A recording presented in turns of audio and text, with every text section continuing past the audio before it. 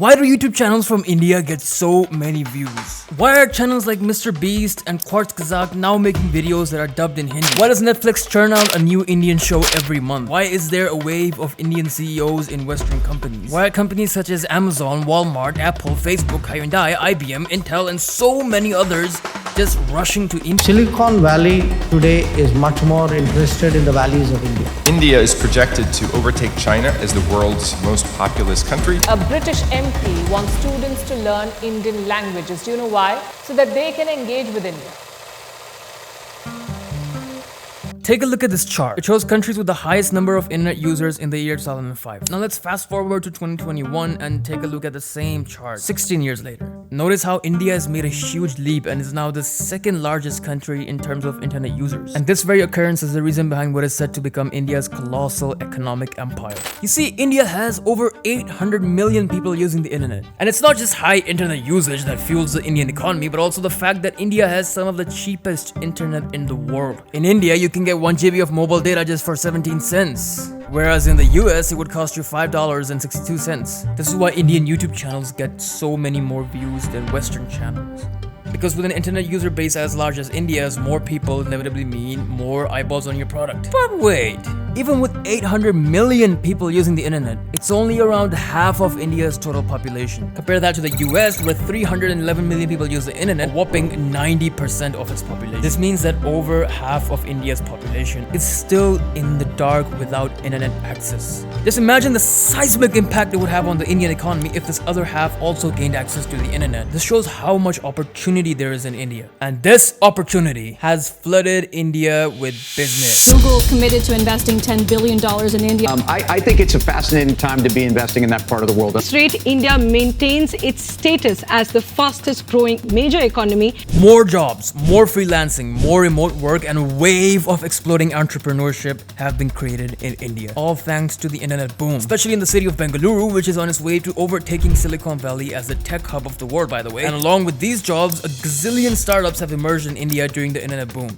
In 2016, there were only 504 of them in the country. Just 4 years later in 2020, that number skyrocketed to 14,740 startups. And who knows how much higher this number would be once the other half of India also hops onto the internet. And what adds even more fuel to the fire for these startups is the dramatic surge of Western multinational corporations flocking to India to ride the wave of this internet boom, hiring these very local Indian startups for services such as software development, legal work, or advertisement design. Walmart had acquired a majority stake in Flipkart, which is one of India's largest e-commerce companies. Not to be outdone, Amazon went all in and expanded its operations in India by launching Amazon India. Even Google's about to establish a global fintech center in India, whatever that is, investing $10 billion in India's digitization fund. Zara, H&M, Forever 21, Netflix, PayPal, Visa, MasterCard, IBM, Intel, and so many more Western MNCs are making chunks of investment in India's market. Truth is that India's market is like a raging wildfire, and these Western MNCs are itching to be a part of the exhilarating internet boom happening in India. But what use is the internet if so many people are unable to use it to its full potential? And the internet boom does not really explain why companies such as Coca-Cola or Volkswagen are also expanding in India, companies that don't really operate on the internet. Well, despite its contributions, the internet boom is only the tip of the iceberg. What do we find when we go down this iceberg?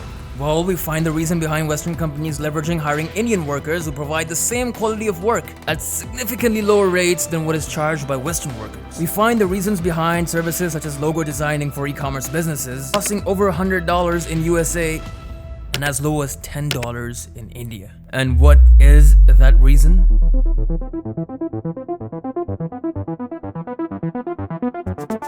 India's very legendary workforce. You see, India has a workforce unlike any other country. For this reason, India is also the largest outsourcing destination in the world. Western companies save up to 60% through outsourcing to India, and half of all global outsourcing is awarded to Indian professionals. But why does India even lead in outsourcing in the first place? I mean, China offers much cheaper services, or Vietnam, or even Malaysia. It's because if you walk through the streets of Mumbai and you don't know any language other than English, you really wouldn't have a hard time finding people who speak fluent English. In fact, you'll find that every other person is able to communicate with you in English. This is because India is the second largest English-speaking nation in the world, with over 250 million people that speak English with fluency, something that it has inherited from its colonial past. Even its rival China is nowhere near in English proficiency. And this very linguistic advantage enables the Indian workforce to take part in more international trade, more remote work, and more outsourcing, because India's fluency in English makes collaboration and communication much easier for Western companies. Oh, and speaking of, unlike China,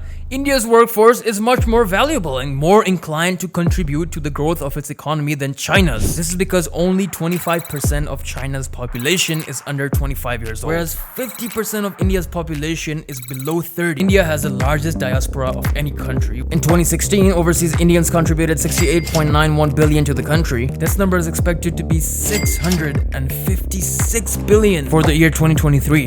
This just goes out to show how much India has grown in the recent years. Alright, so India has an awesome workforce and a raging internet boom, and these factors are crucial for its economic takeover.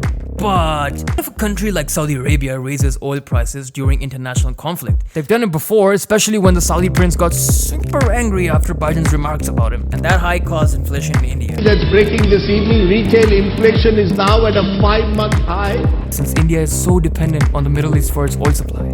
So the big question is, how does India even protect itself from these threats and continue to progress even in their presence? Well, you see, India has yet another secret weapon in its pocket.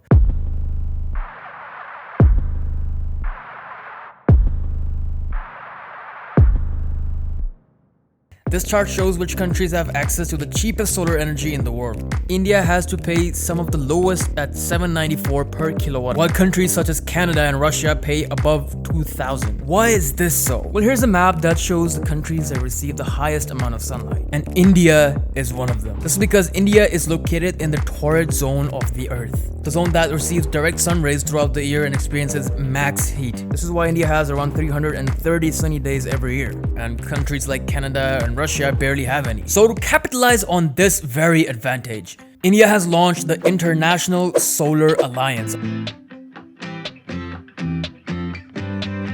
Its main objective is to significantly reduce the cost of solar energy and make it available to a wider population, along with 123 other mostly sunshine nations. India provides financing to ICER projects, but under the condition that they mainly employ Indian companies and use Indian services. This presents an amazing opportunity for India to emerge as the top player in the solar market of the future. And also because it has never been easier to book and get solar panels installed on your rooftops in India. The government's offering subsidies, net metering policies, and incentives to encourage both homes and businesses to go solar. So the country's going through a bit of a solar revolution. So if, ladies and gentlemen, India succeeds in its mission to become a solar giant and become energy independent, it would not have to fear the oil market impacting its economy at all. No country would be able to exert influence on India's economy by manipulating oil or energy prices. Not only that, but with a focus on domestic energy infrastructure, renewable energy projects, and energy efficient technologies, India would create a huge surge in employment opportunities across various sectors. Just imagine the ripple effect that this would have on the economy. And India's ability to export energy will also increase if it starts to make more energy than it needs. The surplus energy can then be sold to other countries, which will create new ways of making money, improve India's balance of trade, and make the economy even stronger. However, it is important to be aware that India currently depends on China for its solar-related raw materials, and unless India finds alternative sources, there is a risk of being influenced by China's control over the supply.